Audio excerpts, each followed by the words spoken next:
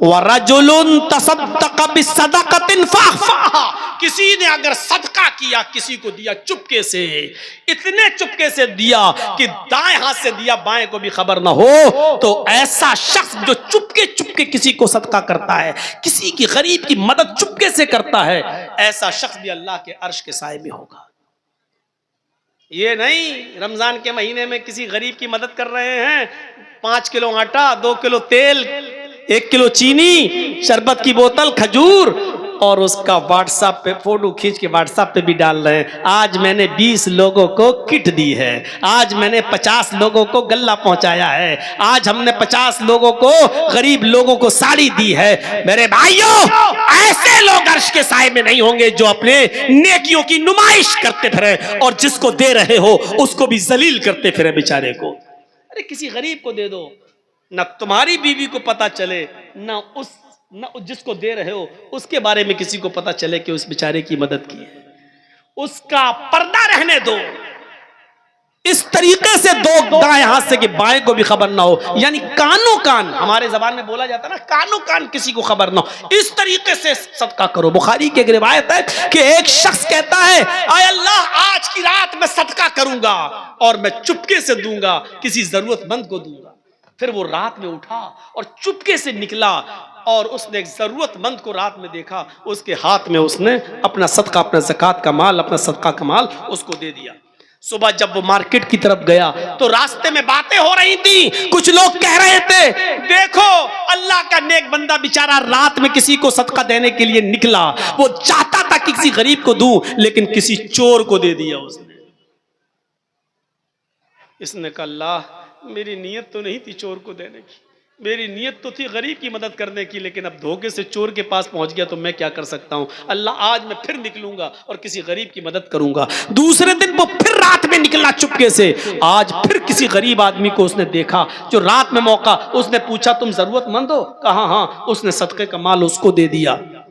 सुबह हो के रास्ते में फिर बातें हुई कि देखो आज भी बेचारा धोखा खा गया, कोई निकला और किसी गरीब की मदद करना चाहता था लेकिन धोखा खा गया। आज तो उसने एक बहुत बड़े अमीर के हाथ में पैसा पकड़ा दिया, आज तो बहुत बड़े अमीर की मदद कर दी, जबकि सदका तो गरीब के लिए है, लेकिन धोखा खा गया, उसने अमीर को दे दिया। इसने कहा, अल्लाह, मैं किसी गरीब की मदद करना चाहता था लेकिन आज भी धोखा खा गया, पता नहीं क्या हो रहा है। हाय अल्लाह, मेरे किसी के चेहरे पर तो लिखा नहीं है कि कौन अमीर कौन गरीब। अब मेरे पास और भी सदके का माल है, आज की रात में निकलूंगा तो मेरी मदद करना और किसी मुस्तहिक तक पहुंचा देना, जो मुस्तहिक हो, जो उसका जो गरीब हो। हाय अल्लाह, मैं चुपके ही से दूंगा, इस तरह दूंगा कि किसी तीसरे को पता नहीं चलना चाहिए। वो रात की तारीकी में तीसरे दिन भी निकला और जब तीसरे दिन निकलता है तो फिर किसी गरीब को ढूंढता है तो क्या देखता है कि एक औरत बैठी हुई है, मायूस है, परेशान हाल है। ये उस औरत के पास गया, कहता, बहन, इतनी रात में तुम अकेली मजबूर नजर आती हो। उसने कहा कि मैं बहुत मजबूर औरत हूँ, मेरी मजबूरी का फायदा मत उठाओ, रात के अंधेरे में मेरे साथ मजबूरी का फायदा मत उठाओ, जाओ यहां से। उसने कहा, मैं मजबूर ही इंसान को देख रहा हूं, 2 दिन से मैं बराबर धोखा खा रहा हूं, ये लीजिए। उसने चुपके से सदके का माल उस औरत को दे दिया। खुश था कि आज तो मेरा सदका किसी अच्छी जगह पहुंच गया, किसी सही जगह पे चला गया। सुबह होती है तो जैसे ये मार्केट की तरफ गया, लोगों में चर्चे हो रहे थे, तुम्हें मालूम है? कहा नहीं। का क्या हुआ? कहा, अल्लाह का नेक बंदा आज भी बेचारा सदका करने निकला और किसी गरीब की मदद करना चाहता था, लेकिन आज उसने एक बदचलन और बदकार औरत को सदका कर दिया, अपना माल किसी जानी और बदचलन औरत को दे दिया। उसका काम रात में रोजाना निकलने का है और कस्टमर तलाश करके जिस्म बेचती है, उनसे पैसा लेती है। इसने कहा, अल्लाह, मुझे सवाब नहीं मिले तो गुनाह भी मत देना, इसलिए कि मेरी नीयत तो अच्छी थी गरीब की मदद करने की, लेकिन मैं 3 दिन धोखा खा गया और अब मेरे पास ज़कात का सदके का सारा माल भी खत्म हो गया। अगर तू मुझे सवाब न दे तो गुनाह भी मत देना, क्योंकि मैंने जानबूझकर किसी अमीर की, चोर की और बदकार औरत की मदद नहीं की। जब रात में ये सोया तो ख्वाब देखता है कि कोई कह रहा, बुखारी की हदीस, रात में ख्वाब देखता कोई कह रहा है तू मायूस मत हो, नादिम मत हो, अल्लाह ने तेरे सदके को कबूल कर लिया।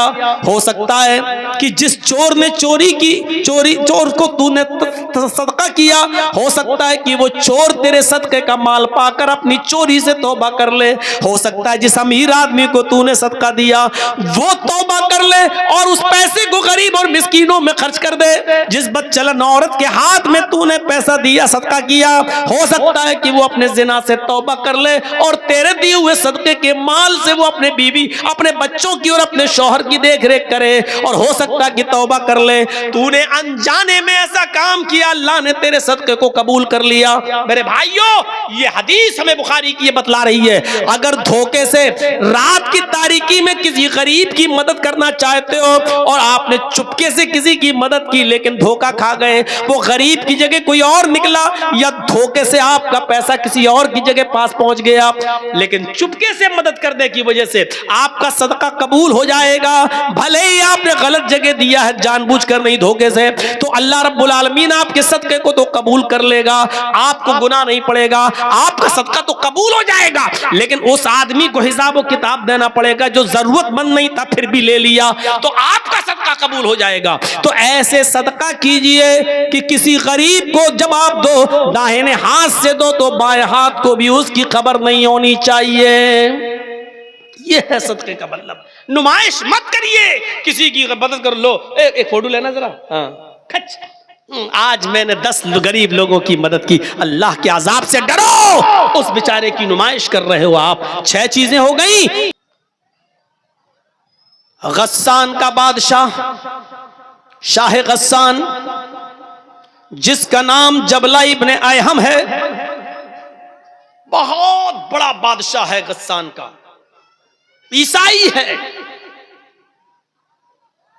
इस्लाम से मुतासिर हो गया, इस्लाम की तालीमात से मुतासिर हो गया, प्रभावित हो गया और सोचने लगा कि अब मैं इस्लाम कबूल कर लूं तो बेहतर है, क्योंकि इस्लाम दिन पे दिन बढ़ता जा रहा है, इस्लाम के अंदर खूबियां ही खूबियां नजर आ रही हैं। लेकिन वो समझ रहा था कि मैं तो ईसाइयों का बादशाह हूं और कई मर्तबा उमर से टक्कर ले चुका हूं, उमर मुझसे नाराज होंगे, अमीरुल मोमिनीन उमर फारूक मुझसे गुस्सा होंगे, पता नहीं मैं इस्लाम कबूल करने चाहूं तो वो मेरे इस्लाम को माने भी या ना माने, कहीं मेरी गर्दन न उड़ा दें।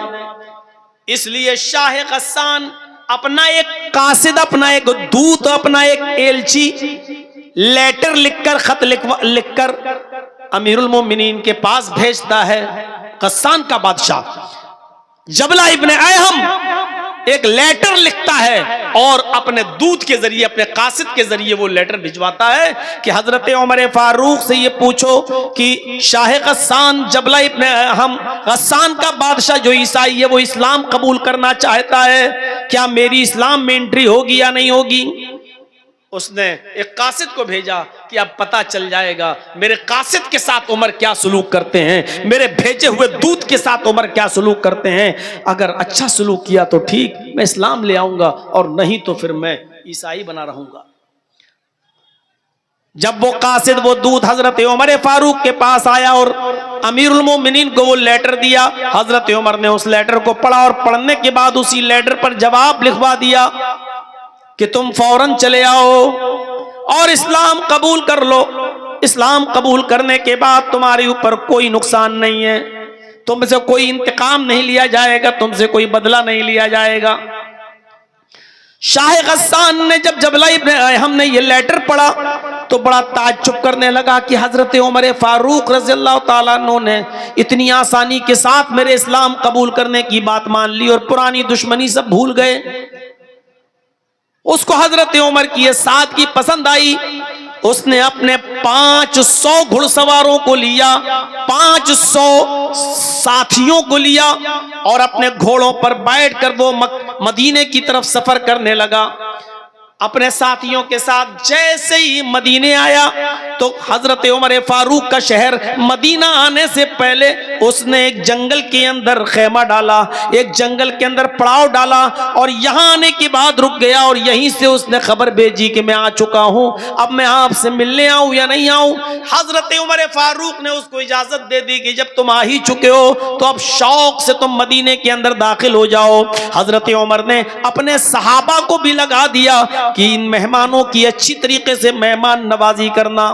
वो शाह गस्सान बेहतरीन मुकुट और ताज पहने हुए, दोनों तरफ उसके डायमंड हीरे लगे हुए, कीमती हीरे लगे हुए, कबूतर के अंडे के मानिंद कीमती हीरे जड़े हुए ताज पहनकर वो ईसाइयों का बादशाह, गस्सान का बादशाह जब मदीने में अपने 500 साथियों के साथ दाखिल होता है तो हजरत उमर फारूक ने इस काफिले का बहुत स्वागत किया, बहुत अच्छी खातिर मदारात की और इनकी मेहमान नवाजी की और कलमा पढ़ाकर उसको इस्लाम कबूल करवा दिया। वो मुसलमान हो गया। शाह गस्सान ईसाइयों का बादशाह, वो मुसलमान हो जाता है। जो चीज मैं आपको बताना चाहता हूं वो सुनते रहिए नौजवानों। ये तकरीर मेरी आज की और दूसरी जगहों की तकरीरों से बिल्कुल अलग है, बिल्कुल अलग हटकर है। ये वाकयात मैंने आज तक किसी और तकरीर में अपनी 20-22 साल की जिंदगी में तकरीरी दौर में नहीं बताए, जो आज मैंने आपके सामने ये रखा है। वो शाह गस्सान जब मदीने में दाखिल होता है 500 साथियों के साथ और इस्लाम ले आता है, हजरत उमर फारूक उसकी इज्जत और खातिर मदारात कर रहे हैं। इन्हीं दिनों में हज का सीजन शुरू हो जाता है, इन्हीं दिनों में हज का सीजन शुरू हो जाता है। मदीने से लोग मक्के की तरफ हज करने जा रहे हैं।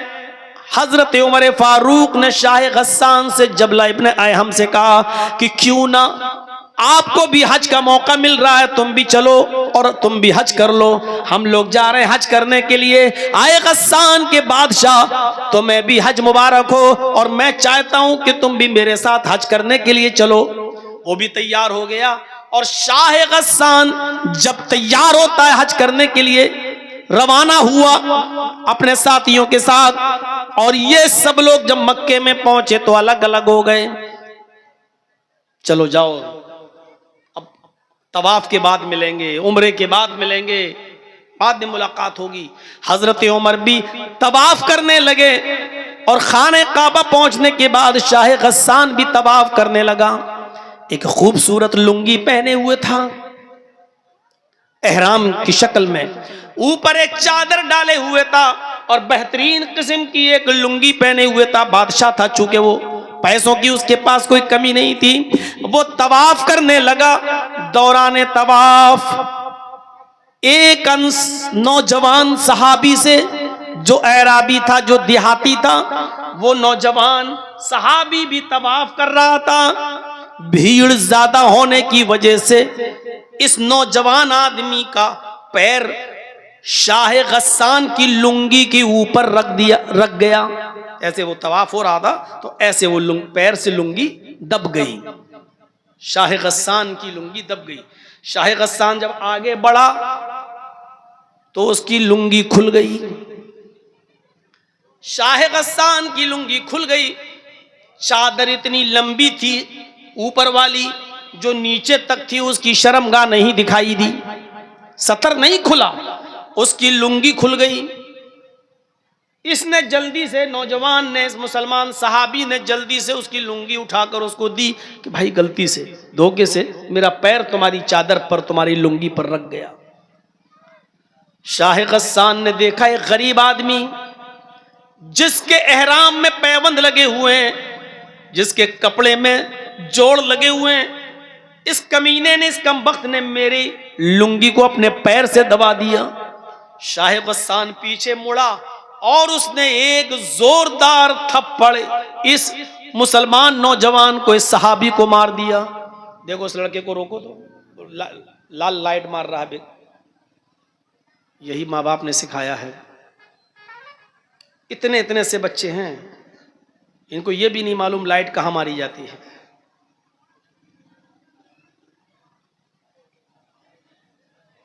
उसने एक जोरदार थप्पड़ इस नौजवान को, इस देहाती मुसलमान सहाबी को मारा। थप्पड़ इतनी जोर का लगा कि उस नौजवान देहाती सहाबी की आंख फूट गई, उसकी एक आंख बाहर आ गई। वो नौजवान उस वक्त कुछ नहीं बोला, खामोश रहा और उसने अपना तवाफ पूरा किया। उसके बाद फिर वो अपने कबीले में गया। कबीले की लड़ाई बहुत बुरी होती है। जब वो अपने कबीले में पहुंचा तो लोगों ने पूछा कि तुम्हारी आंख कैसे फूटी। उसने बताया कि ऐसा ऐसा मामला हो गया और शाह गस्सान के बादशाह ने एक थप्पड़ मारा और थप्पड़ इतनी जोर से मारा कि मेरी आंख फूट गई। पूरे कबीले के लोग आग बगूला हो गए। अरे नया नया इस्लाम लाया और इतनी हेगड़ी, हमारे आदमी को मारेगा। ये तमाम के तमाम लोग हजरत उमर फारूक के पास मक्के आ गए। हजरत उमर फारूक के सामने मुकदमा दायर कर दिया कि आपके शाह गस्सान जो अभी कुछ दिन पहले मदीने में इस्लाम लाया है, उसने धोखे से हमारे नौजवान का पैर उसकी चादर पे पड़ गया और उसकी लुंगी खुल गई, लेकिन उसने पलटकर इतनी जोर से थप्पड़ मारा कि हमारे साथी की, इस देहाती नौजवान की आंख फूट गई। मुझे इंतकाम चाहिए, बदला चाहिए। हजरत उमर फारूक ने शाह गस्सान को बुलाया। गस्सान का बादशाह तलब किया गया जो मुसलमान हो चुका है, और फिर यूं दोनों में गुफ्तगू होती है। हजरत उमर फारूक ने फरमाया, आए शाह गस्सान, आए जबला इब्ने अहम, तुम्हारे बारे में ये शिकायत मिली है, क्या ये सही है? कहने लगा वो जबला, अमीरुल मोमिनीन, इस नौजवान देहाती आदमी ने मेरी चादर पर पैर रख दिया, मैं आगे बढ़ा, मेरी लुंगी खुल गई, मेरी चादर खुल गई, मैंने इसको एक थप्पड़ मार दिया है। हजरत उमर फारूक ने कहा, शाह गस्सान, इस नौजवान ने यह बता दिया है कि हाँ मेरा पैर उसकी चादर पर रख गया था, लेकिन मैंने जानबूझकर ऐसा नहीं किया, धोखे से ऐसा हो गया। एक मामूली सी गलती की इतनी बड़ी सजा तुमने उसको दे दी कि उसकी आंख का ढेला बाहर आ गया, उसकी आंख फूट गई। शाह गस्सान कहने लगा, एक गरीब आदमी की आपको इतनी फिक्र क्यों हो रही है? हजरत उमर फारूक कहते हैं कि इस्लाम लाने के बाद अमीरी गरीबी इस्लाम में नहीं चलती है। आए शाह गस्सान, इस्लाम जितना अमीरों के लिए उतना ही गरीबों के लिए है, और मुझे इसको इंसाफ दिलाना है, इसको न्याय मिलना चाहिए। शाह गस्सान ने कहा, ठीक है, तो फिर बताइए कि मुझे क्या करना होगा, बताइए मैं क्या करूं, इंसाफ का तकाजा क्या है, क्या करूं? हजरत उमर फारूक ने कहा, शाह गस्सान, इस नौजवान से, इस देहाती से, इस सहाबी से, इस बेचारे गरीब आदमी से माफी मांग लो। अगर माफी देता है तो ठीक, वरना उसको कुछ ले देकर उसको राजी कर लो। अगर माफ करता है तो ठीक, और माफ नहीं करता है तो उसको कुछ ले देकर राजी करो। शाह गस्सान कहने लगा, एक मामूली आदमी से, मैं गस्सान का बादशाह हूं और मैंने बादशाहत की है, अमीरुल मोमिनीन, मैं बादशाह हूं, मेरा बाप भी बादशाह रह चुका है, मेरा दादा भी गस्सान का बादशाह रह चुका है, मैं खानदानी बादशाहत से चला आ रहा हूं, और मैं बादशाह होने के बाद एक मामूली आदमी से, एक गरीब आदमी से माफी मांगूंगा, ये बिल्कुल नहीं हो सकता है। मैं किसी भी कीमत पर माफी मांगने के लिए तैयार नहीं हूं, मैं एक मामूली आदमी से माफी मांगूंगा। हजरत उमर फारूक ने कहा, तो फिर इंतकाम के लिए तैयार हो जाओ। उसने कहा, कैसा इंतकाम? कहा, आंख के बदले आंख, तुम्हारी भी आंख फोड़ी जाएगी। गौर करो, ये किससे कह रहे हैं हजरत उमर फारूक, जो अभी चंद दिन पहले इस्लाम लाया है। बादशाह 500 लोगों के साथ इस्लाम लाया है, गस्सान का बादशाह है। कहा मेरी आंख फोड़ी जाएगी? कहा हाँ। तो कहने लगा फिर मैं ऐसे इस्लाम को छोड़ने के लिए तैयार हूं। आए अमीरुल मोमिनीन, जिसमें अमीरों का ख्याल न रखा जाए, जिसमें बादशाहों की बादशाहत का भी ख्याल न रखा जाए, जिसमें उनकी इज्जत और तौकीर का ख्याल न हो, तो ऐसे इस्लाम को फिर मैं छोड़ दूंगा। हजरत उमर ने कहा ये तुम्हारी मर्जी। उसने कहा ठीक है, मैं इस्लाम छोड़ने के लिए तैयार हूं, लेकिन इससे माफी नहीं मांगूंगा। हजरत उमर फारूक ने कहा अगर इस्लाम छोड़ते हो तो याद रखना मुर्तद की जो सजा है इस्लाम में वो मैं तुम्हें दूंगा, और मुर्तद की सजा यह है कि इस्लाम जो नहीं लाया वो तो चैन के साथ है, वो तो सुकून के साथ है, लेकिन इस्लाम लाने के बाद फिर इस्लाम को छोड़कर किसी और मजहब में जा रहा कोई जाता है तो फिर इस्लाम में उसकी सजा है कि उसकी गर्दन उड़ाई जाए। अगर तुम इस्लाम को छोड़ने का इरादा बना रहे हो तो फिर मैं तुम्हारी गर्दन उड़ाने के लिए तैयार हूं। अभी तो आंख फुड़वा लो, तुम्हारा मामला बन जाएगा, आंख के बदले आंख। और अगर इस्लाम को छोड़ने की धमकी दी तो मुर्तद की सजा यह है इस्लाम में कि उसकी गर्दन उड़ा दी जाए, मैं तुम्हारी गर्दन उड़ा दूंगा। वो चारों तरफ से फंस गया। शाह गस्सान माफी मांग रहा है तो छोटा हो रहा है, आंख फुड़वा नहीं सकता, मुर्तद हो जाए तो कत्ल। उसने कहा अमीरुल मोमिनीन मैं चारों तरफ से इस वक्त फंसा हुआ हूं, मुझे एक दिन की मोहलत दीजिए, मैं सोच समझकर बताता हूं, मुझे माफी मांगना है या आंख फुड़वाना है या मुझे इस्लाम छोड़ना है, मुझे फैसला करने के लिए मुझे एक दिन की मोहलत दीजिए, 24 घंटे की मोहलत। हजरत उमर फारूक ने कहा ठीक है, मैं तुम्हें एक दिन की मोहलत देता हूं, सोच समझकर बताओ, माफी मांग लोगे, वो अगर माफ कर देगा तो ठीक, और मुझे उम्मीद है कि इंशाअल्लाह वो माफ कर देगा, लेकिन ये उसका मामला है, वो करे या ना करे, ले दे के मामला बना लो, जितने में वो तैयार हो जाए।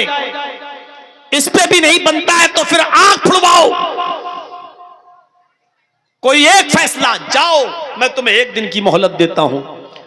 वो अपने बस्ती में गया जहां रुका हुआ था 500 आदमियों के साथ, और उन लोगों से कहता है कि ऐसा ऐसा मामला है, इस इस्लाम में हमारी कोई इज्जत नहीं है, तौकीर नहीं है, हमको गरीबों के साथ लाके बिठा दिया गया और कहा कि इसको बदला दो, लिहाजा रात की तन्हाई होने दो, जब सारी दुनिया बेहोशी में सो रही होगी उस वक्त हम 500 आदमी यहां से फरार हो जाएंगे। लिहाजा जैसी रात की तारीकी हुई, रात का अंधेरा आया और सब लोग ख्वाबे गफलत में बेहोश होकर जब सोने लगे तो शाह गस्सान जबला इब्ने हम अपने 500 साथियों के साथ रात के अंधेरे का फायदा उठाकर भाग गया और वो गस्सान पहुंच गया। मेरे प्यारे साथियों, हजरत उमर फारूक ने उसकी कोई परवाह नहीं की। 500 लोग चले गए चाहें, लेकिन इंसाफ का मर्डर नहीं होना चाहिए, अदल बाकी रहना चाहिए। इस्लाम की तालीम यही है कि इंसाफ कायम रहे, एक गरीब आदमी को, एक गरीब नौजवान को भी इंसाफ मिलना चाहिए। हजरत उमर फारूक ने कहा नौजवान वो गया 500 आदमियों को भी ले गया, कोई परवाह नहीं, अल्लाह का शुक्र है कि मैंने अदल को बचाया, मैंने न्याय को बचाया, मैंने इंसाफ को बचाया। मेरे भाइयों, ऐसा अदल करने वाला अमीरुल मोमिनीन हजरत उमर फारूक जैसा शख्स कयामत के दिन अर्श के साए में होगा। ऐसे ही लोगों के बारे में अल्लाह के नबी ने फरमाया कि 7 किस्म के लोग कयामत के दिन अल्लाह के अर्श के साए में होंगे। उस दिन अल्लाह के अर्श के साए के अलावा कोई दूसरा साया नहीं होगा। अल इमामुल आदिल, पहला शख्स अदल इंसाफ करने वाला, हुक्मरा हाकिम वक्त, अमीर जो घर का भी जिम्मेदार हो। कबीले बनु मखजूम की एक औरत जिसका नाम फातिमा था, चोरी में पकड़ी गई, अल्लाह के रसूल के पास लाई गई। नबी अकरम सल्लल्लाहु अलैहि वसल्लम ने फरमाया इसकी चोरी इतनी ज्यादा है कि हद को पहुंच रही है, इसका हाथ काट डालो। लोगों ने कहा अमीर घर की है, बड़े ऊंचे और इज्जतदार घराने की औरत है, अगर इसका हाथ कट गया तब तो नाक ही कट जाएगी उस खानदान की, उस कबीले की। नबी अकरम के सबसे करीबी और सबसे चहीते सहाबी हजरत उसामा के पास सिफारिश के लिए भेजा गया उसामा को कि आप अल्लाह के रसूल के बहुत करीबी लोग हैं, करीबी हैं, आप नबी से सिफारिश कीजिए, शायद अल्लाह के रसूल आपकी बात मान जाएं और उस औरत का हाथ ना कटवाएं। अल्लाह के रसूल ने उसामा से कहा, आए उसामा, अतशफाउ फी हद्दिन मिन हुदूदिल्लाह, फी हुदूदिल्लाह, क्या तुम अल्लाह की हदों में से एक हद के लिए सिफारिश करने आए हो? ये अल्लाह की कायम करदा हदें हैं और तुम कहते हो कि मैं उस औरत को छोड़ दूं। ये सजा मोहम्मद ने नहीं, मोहम्मद के रब ने नाफिज की है। पहले जमाने के लोग इसीलिए बर्बाद हुए क्योंकि उनके अमीर जब कोई गलत काम करते थे तो उनको छोड़ दिया जाता था, और उनके ज़ईफ और कमजोर लोग जब कोई गलत काम करते थे तो उनको सजा दी जाती थी। नहीं, इस औरत का भी हाथ काटा जाएगा, तुम्हारी भी सिफारिश नहीं मानी जाएगी। अल्लाह के रसूल ने सिफारिश रिजेक्ट कर दी उसामा की, और उस औरत का, बनु मखजूम के लड़की का, औरत का हाथ काट डाला गया जिसका नाम फातिमा था। जब उसका हाथ कट गया तो अल्लाह के नबी सल्लल्लाहु अलैहि वसल्लम ने फरमाया, लौ अन्ना फातिमा बिन्त मुहम्मद सरकत लक़तातु यदहा, अगर फातिमा मोहम्मद की बेटी ने चोरी की होती और आज चोरी में वो भी पकड़ी जाती तो आज फातिमा का हाथ भी काटने से मोहम्मद रसूलुल्लाह को कोई नहीं रोक पाता, इसलिए कि ये अदल का तकाजा है और ये सजा अल्लाह तबारक व तआला की तरफ से नाफिज की गई है। ये सजा मोहम्मद रसूलुल्लाह की बनाई हुई नहीं है। अगर आज इस औरत की जगह पर मोहम्मद की अपनी बेटी भी चोरी में पकड़ी जाती तो जमाना देखता, दुनिया देखती कि मोहम्मद अपनी बेटी फातिमा का भी हाथ कटवा देता। ये है अदल इंसाफ। और जिस कौम में अदल इंसाफ नहीं है, समझ लो अर्श के साए में उनको जगह नहीं मिलेगी। चलिए अब थोड़ा सा और आगे बढ़े। पहली चीज हो गई है अदल इंसाफ करने वाले लोग।